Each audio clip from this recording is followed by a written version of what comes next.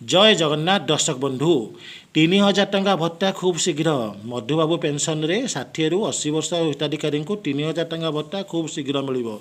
एक कथा मु कहूना आज्ञा मान्यवर मुख्यमंत्री खोद ओडिशार मान्यवर मुख्यमंत्री एक कथा निजे मुक्त कंठे घोषणा कर पूर्वर आईन मंत्री तीन थर घोषणा कर 3000 टंका भत्ता खूब शीघ्र मिले बोली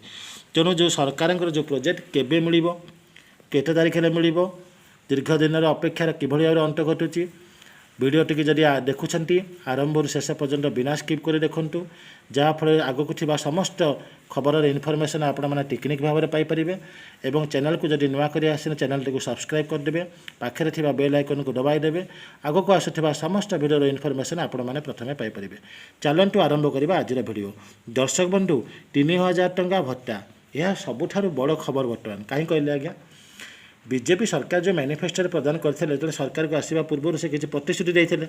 कि आम सरकार को आसे या करूँ से करूँ लोक लोभरे कौन कले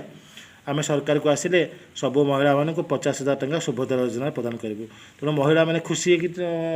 बीजेपी सरकार को भोट दे परिवर्तन करदे आ बुढ़ा बुढ़ी मैंने देखिले कहले आम 1000 टंका नवीन बाबू दौरान आम जब बीजेपी सरकार आसो आमको आउ 2000 टंका अधिक देते आम खुशी चलू बुढ़ा बुढ़ी मैंने बाड़े पिटी होगी जगन्नाथ को डाक खुशी देदेले कहले बीजेपी सरकार केमी आसंता कि आम इच्छा पूर्ण होती तेणु बुढ़ा बुढ़ी मानक डाक भगवान शुणिले जगन्नाथ महाप्रभु शुणिले बीजेपी सरकार परिवर्तन सरकार होकर आसला सरकार को आसला समस्त मन आशा तेजुला एथर आम 3000 टंका भत्ता मिल किंतु सरकार आसला